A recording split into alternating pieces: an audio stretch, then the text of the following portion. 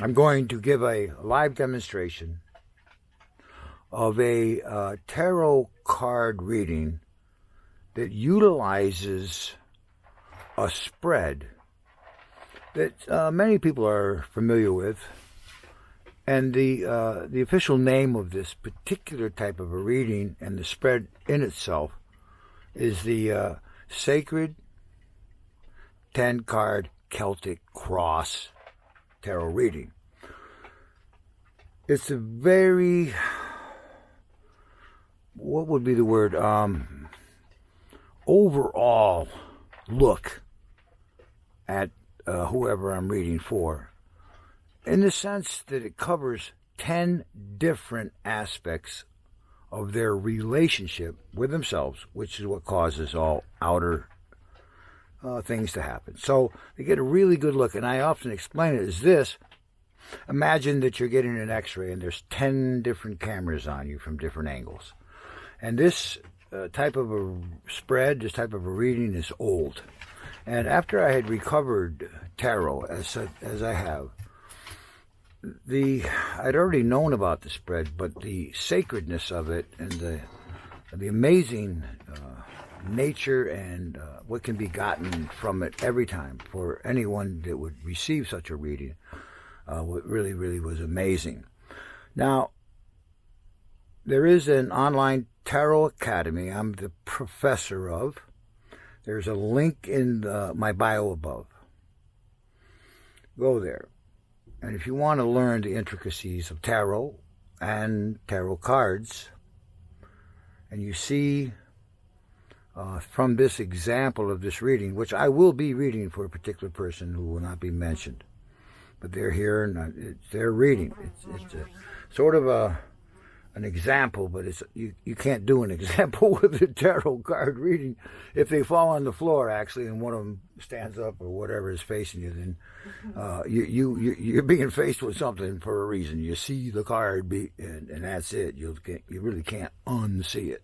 So everything has relevance to you that way because reality is a mirror.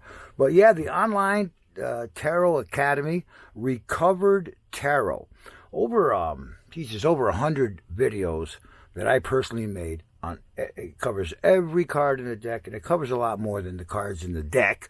It covers the whole basic premise of what tarot is, because there was a time when there were no tarot cards, but there's never been a time when there was no tarot. This whole misunderstanding that tarot cards are for fortune telling and getting messages from spirits and guides and stuff. I mean, that's really an unenlightened and a lack of understanding of what this tarot and these devices, these cards are. So at in the academy, on the online Tarot Academy, it's really not that expensive. Go to the link, and you'll become a professional tarot card reader. And furthermore, you're going to learn, how shall I put it, a fact of life, that if you don't learn it, you'll always be searching for something. And in the end, you'll find out that what you're really looking for is you. But if you don't know that that's a two, then you're kind of going around in circles. So the Online Tarot Academy not only teaches you how to read cards, the astronomy of the card, the astrology, then the interpretation, the numerology, the history of tarot, and history of tarot cards. By the time you come out of the course, your whole life has changed, and you're like, man, I've been looking for this. Because tarot is the source of every religion in the world. Tarot is the fact of life. And it was taken from us. And we have... at the Academy, we are sharing a recovered artifact, an intellectual artifact. Through our efforts, we have recovered formal, original ancient tarot. And it blows our minds, okay? And we don't mind if you can have your mind blown too, and then land on your feet with new understanding that absolutely allows you to start advancing in the great cause and purpose of your existence, which is the discovery of yourself, the unionization of you as a two to a whole-minded person, and in effect, after the effect, as a result, causing your reality to become fortunate rather than unfortunate. All right, so there's a little spiel about the Academy. The reason I even brought it up is because what you're about to witness in this reading and the way it goes is what you learn in the Academy. Not just how to do this reading, but the way you'll see me interpret the cards, that's what you'll learn there too. There's not one tarot card that can be turned over that I don't know what it means. And it means the same thing every time it's turned over. There's no guessing, there's no fill-in, there's no ad-libbing necessary. Each and every tarot card is tied and linked directly to some astronomy and some astrology. And that's explained at the Academy, the difference. But what you're about to witness is part of what we present and offer in the Online Tarot Academy, the world's premier tarot school. It's more than reading tarot cards. It's about finding you and finally finding out why you even exist and what you're supposed to be doing. It's an amazing journey when you start to learn tarot. Okay, I'm going to start the reading. Now, this is what they call a 10-card Celtic reading, Celtic Cross, sacred. The formal name, 10-card sacred Celtic Cross tarot reading. And I really make a point to use the word sacred. There's other spreads that I use and we'll be seeing in future videos, but this truly is sacred. And it's a 10-card reading. And so we're going to have 10 cards out. But in essence, it's really 11 cards because I'm going to draw a card out of the deck and put it down as the significator. And what that means is in this type of a reading, the card that the reader takes out of the deck is not part of the reading, but it is what signifies the quest. In other words, it's a representative of what we're looking for. And I always use the same card, which is this one, the World card, because this is a life path reading. The path, and this is the card of destiny. And I'm not here to explain each and every card, especially that one. We do that in our subscription offering on the TikTok channel for now. You can subscribe. I think it's like $2.50 a month. And there you'll learn in detail, to your astonishment, as it was mine, what a card like this actually means. This is a quick example of a 10-card spread. And something else I should say is this particular reading is supposed to be conducted and begun from a deck that's put in order. That's not the case here, so we'll bring that into. In other words, we're going to consider that as we interpret the deck. This is the only spread I use where the deck itself has got to be in order, and the cards ain't in order the way they do it in Las Vegas.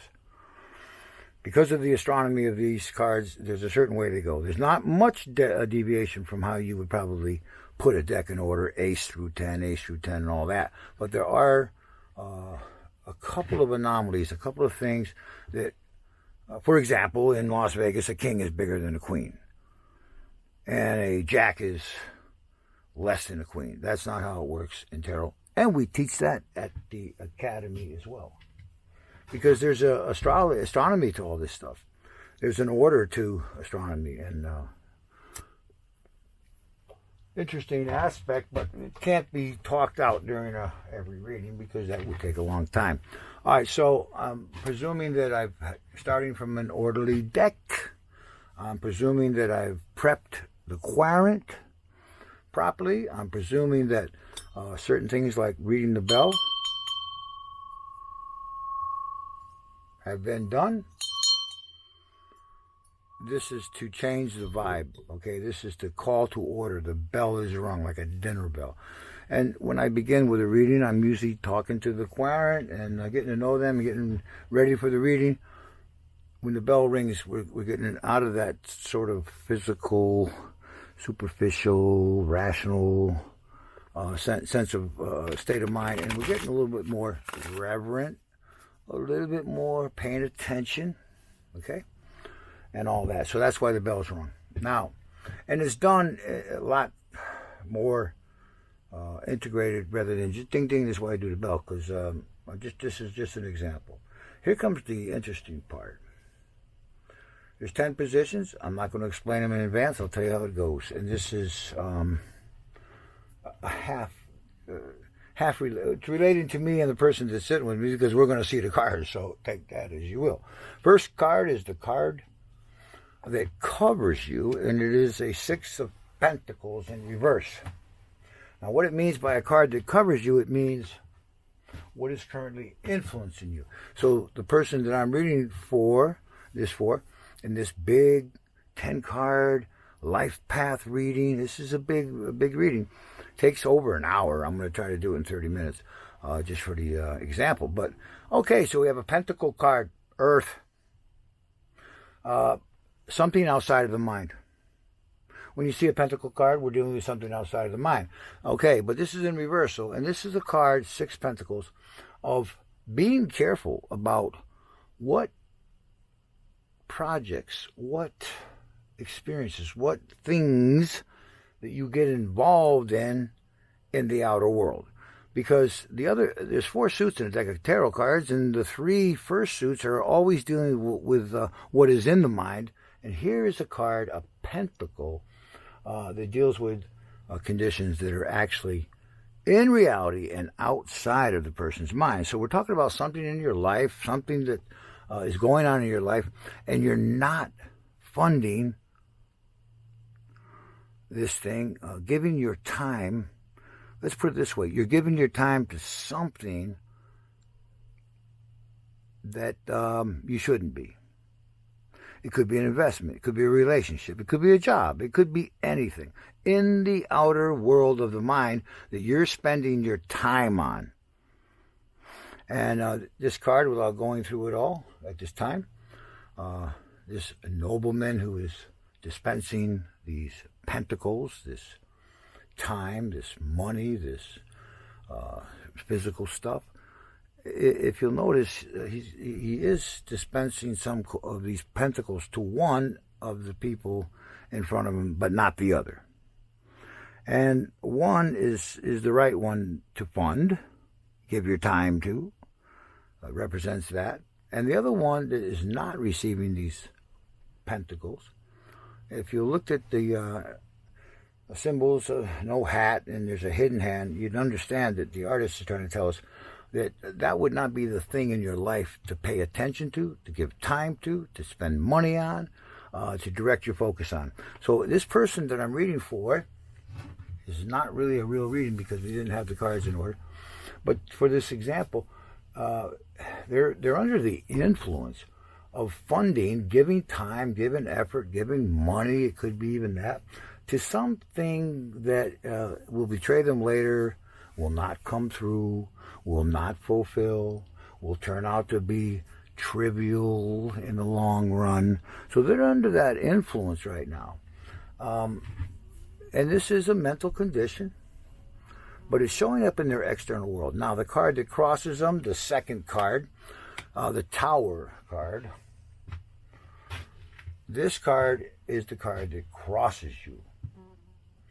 So we have a cross here, the card that covers you and the card that crosses you. This card that crosses you reflects something in the querent's life that is built on shaky ground, needs to be abandoned, or at least jump ship, get off this shaky building, the shaky tower that's falling. It wasn't built right. It was, in the sense, because you can relate these cards. You look at the Six of Pentacles, right? The person is under the influence of funding the wrong project, giving time to something that won't stand up, and they get a card like this that crosses them. The tower's coming down. Well, of course, if you fund shit in your life that it doesn't deserve it, and it's not part of destiny, and it was done for other reasons other than the right reason, then you will experience the tower. And so, in the sense, I would tell my client, look, you're under the influence of putting time and energy into something that doesn't work. Well, me and my wife are fighting. We'll get out of the relationship. That card says you're under the influence of funding something that ain't going to come through. And I've had to do that in readings. And I have a particular teacher in New Jersey, 27 years. I told her this one night online in a reading, never met her. She goes, I can't do that. I'm married 27 years. I have 2 children. I said, you're going to have to do it. To this day, she thanks me. And she became a reader on a random after all that. Divorced, found out he was gay. Husband of 27 years, she found out he was gay. But when I told her she needed to divorce because she's funding something that's never going to bring the fruit, she wouldn't have it. So this is where we're at. This is the first cross, baby. Ooh. And this is the first cross of the Celtic cross. I'm going to move this along faster. There'll be another one of these tomorrow, and I'll have it polished, and I can say more in a shorter period of time. Yeah, very good. Keep going. Okay, so here we have a cross. And mind you, we're talking about a 10-card Celtic cross. So we have the first cross, because there's a second one. We're going to build another cross around it. There'll be 4 cards here. The card that is above you, the card that is below you, the card that is behind you, and the card that is before you. And these 4 will create another cross around this cross. But essentially, if you're learning to read tarot from me, the gist of the reading is right there in the crux. The first cross. You could almost, the rest of the cards bring more definition in because they're highlighting such things as what's above you. This card has to do with your thought consciousness. What it's aiming for.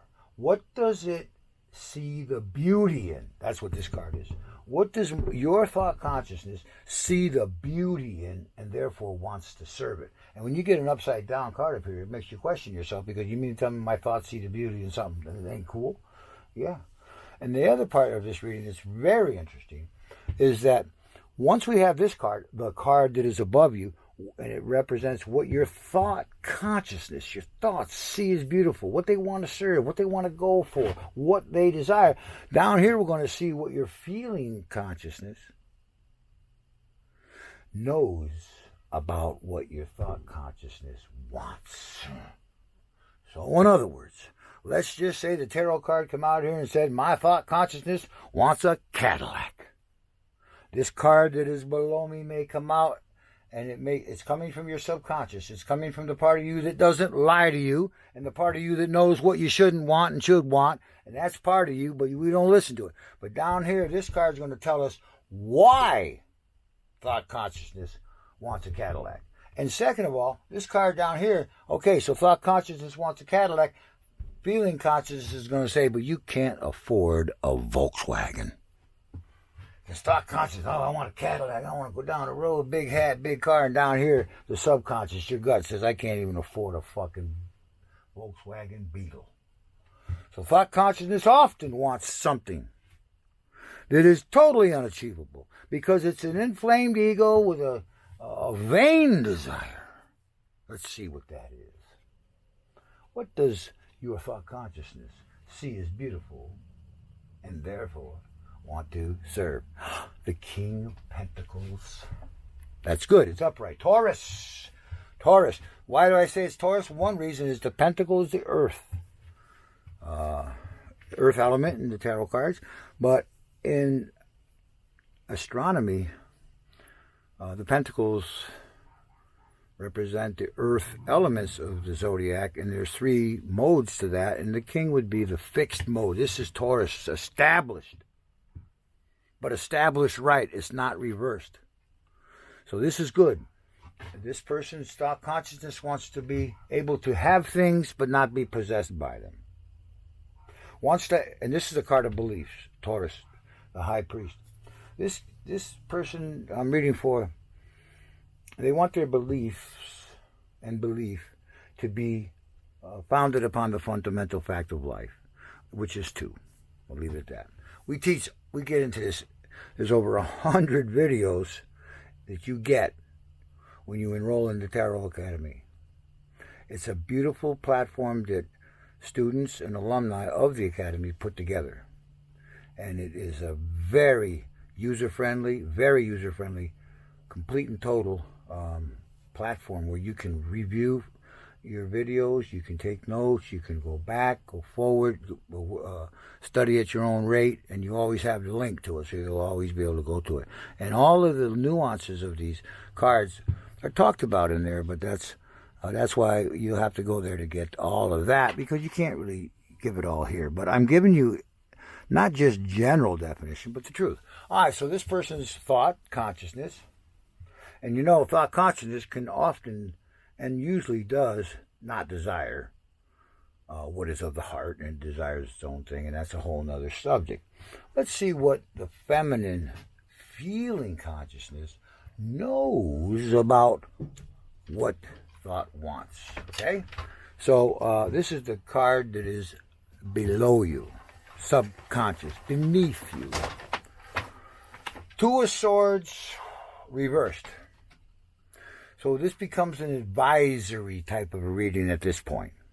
Why the reversal? This is a great thing that thought consciousness should want. Stability, the right belief, abundance, to be fruitful, to be able to help others. That's what that King of Pentacles means. But the feminine conscious mate of my client that I'm reading for knows that thought does not take direction from feeling. This is the moon in Libra. And because it's upside down, it says that my client's thoughts do not always align with feeling. So in the pursuit of the King of Pentacles, in the pursuit of getting to what that means, the subconscious of my client knows that we need to learn how to be directed by the tidal motions, Two of Swords, that body of water. We need to have our eyes closed, and the two swords need to be resting on our shoulders. So in other words, in order for the partner of my client, which is the masculine thought, to achieve this, the subconscious is saying you need to align with feeling, and furthermore, don't overthink it, feel it. Okay?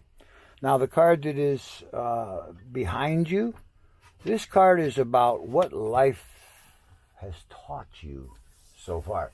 What education of life, what education has life left you with? Okay? And it's the Six of Swords reversed. Jupiter in Gemini, is it?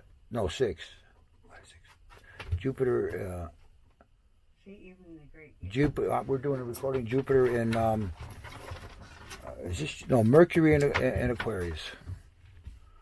In the past, because of things that have happened to you in the past, life has taught you to pay attention to the dramatic, to not look forward to where you're going, but to stay too concerned with where you are. So life has taught you to pay attention to the immediacies, the drama, the moment that you can't control, and all the things around you, rather than look to that farther shore. See, Aquarius means see the big picture. And Mercury means communicate that. Take yourself from where you are to the bigger picture. That's why this oarsman, this harbor pilot, is navigating through some shoals, some rapids. But if you'll notice in the card, the oarsman is not looking at the rapids. The oarsman is looking to the farther shore, to where the oarsman is going. And this is a pretty sensitive little principle in life. Keep your eye on where you're going. Keep your mind on the outcome, despite what's happening at the moment. So that's what life has taught this person. And in that case, they're handicapped going forward. And I would advise them that they need to understand the principle of that card. I turn it around and talk to them. Here's somewhere, and also this other reversal, somewhere we need to pay attention to. And as the year goes on and I stay with them, we remember this reading. And so they're having trouble. Life has taught them that everything that's going on right around them now is the limitation. And they don't understand about looking at the big picture. Mercury means to convey, to go, to take from one place to another. And as you see, as a boat here. And Aquarius means see the big picture, and go that way. Keep going, And that's what it takes sometimes to advance. You almost are often in places where you can't see the big picture, very often. But you did, and that's why you started out on a journey to get to some particular point. But midway, we begin to lose sight of that horizon. And actually, when you look back, you can't even see where you're coming from. So you're really lost in between where you were and where you're going. And that's the time to not turn back, but keep going. The card is before you. What will be for the next 30 days? High Priestess reversed. Because you're not, Two of Swords is reversed here. Yeah, we want pentacles. Who the fuck don't? We want money. I want status. I want to be, abundant. All right, Jack. Great. But you don't even know how to tie your shoes.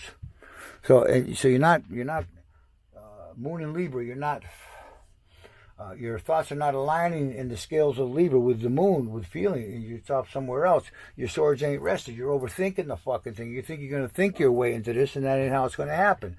And you're all caught up in the immediacy of things. And you're not looking at the big picture. And therefore, in the next 30 days, you're not going to have the support of the knower self. This is Pisces. This is when feeling begins to turn to thought. Mutable water. Because these conditions exist, that's why it's the next 30 days. This reading is actually quite tight in the fact that the cards are supporting each other. There's really no inconsistency, although there really never is. All right, the last four cards. This is you now. Queen of Pentacles, nice. Because the parent wants to achieve this, but they have to learn this. But their magic right now is actually the cardinal position of this principle, and it means they're already doing it. The Queen of Pentacles is cardinal. We're just getting started on my big picture, my life, what I'm supposed to do, and I want to go all the way and be completely fixed, but the reading is telling me I got some issues down here where I need to start paying less attention to my thoughts, get my thoughts to start paying more attention to feeling. That's a watery world. Pisces reversed there, but yet here we have the You Now card. If this was a perfect reading, that'd be the Magician. This is your level of magic right now. You could actually cultivate, nurture, bring up things in this reality that you intend to establish. The world around you, your environment. Two of Wands, reversed, misuse of power. Not the right... this is the environment around you. Well... whatever. It's the Two of Wands, Mars and Aries. The connection, the use of life it could be better in the environment around you. But there again, that's a reflection of you. And this is a fire stick. This is where directive, light, insight comes from. And it's the first card in the suit. And it's related to Mars, which is either strong connection or a warring relationship with your own destiny, with the light and insight in your life that comes daily. The card says, in the environment you live in, people are not using their power right. They're not spiritualized. They don't have a proper connection to why they have a life and the use of their life. That's in the environment around you. And what the hell, this is 2025. You can't really expect that to be anything different. So here you are trying to do all these cool things, and you're actually starting to be able to really bring it to your reality. You have your head over the matter, right, blah, blah. But in your environment, is a completely different thing. And that's, the true mystic is always in a place that challenges the mystic. Hopes and fears. A final letting go. 10 swords. This is a card of thoughts. Swords represent thoughts. There's 10 of them, starting over at a higher cycle. Numerology, 10. The sun in Gemini. If you'll notice, the sun is on the horizon. But this person is pinned down with 10 swords. Now, you know that these are self-inflicted wounds because no enemy would waste that many swords on you. Back in the day, swords were expensive.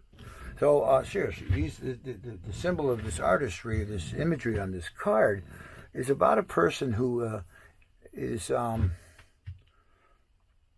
pinned down by their own thoughts. But when it's upright like this, and this is a hopes and fears position in the lay, And let me tell you, it's an important thing for you to know about yourself, or at least consider. We build our futures by either our hopes or our fears. If the card's upright, that means that my client is building their life forward on a hope rather than a fear. If it was reversed, it would be the fear. So this card upright, a final letting go. This is their hope. I want a final letting go of some thoughts that have been pinning me down. And this is after the Nine of Swords, it's the Ten of Swords. And I want to start over the higher cycle. And I want to, this is the Sun in Gemini. I want to get my twins to quit arguing, quit fighting me. I want my thoughts to quit fucking me up, pinning me down. And I want to roll over into that water and get with feeling. And I'm starting to see that that's what I can do. The sun is rising, Sun in Gemini. The twins are starting to see what's up. I have been pinning myself down. I put myself down. This other thing in my life that I can't quite get rid of is still in my mind, and it's pinning me down. But if you'll notice, the person is not dead. They have the sign of surrender in the right hand. A final letting go. And I know that the problem is me. If this card was reversed, it would be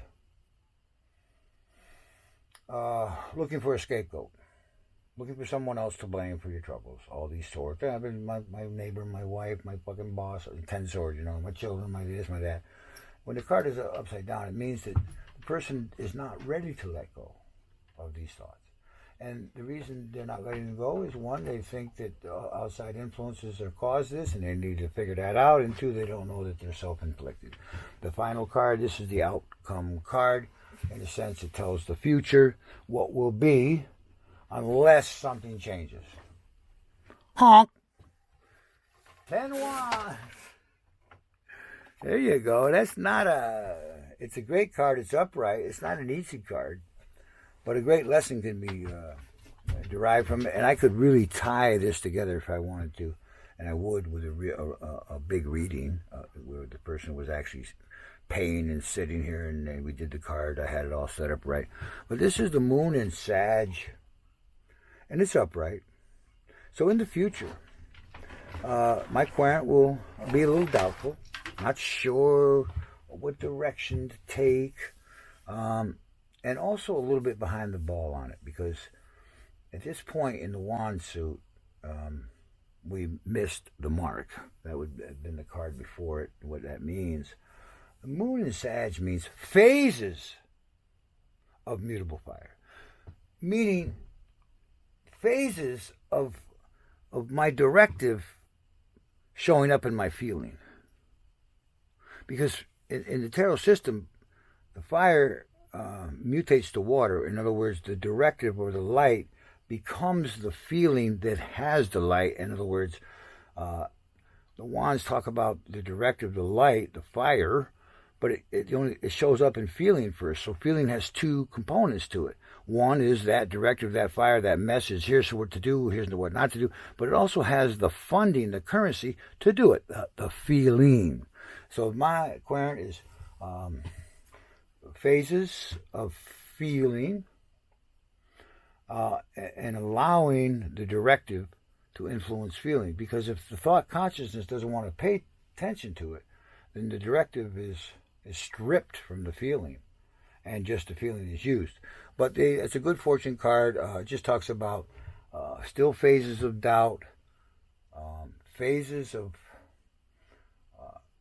fire, the directive really not showing up in my feeling, because in a sense playing with scared, playing too cautious, playing too close to the vest, not wanting to step out into the unknown, not wanting to take some chances, and all of that stuff is associated with this card. Not a bad reading.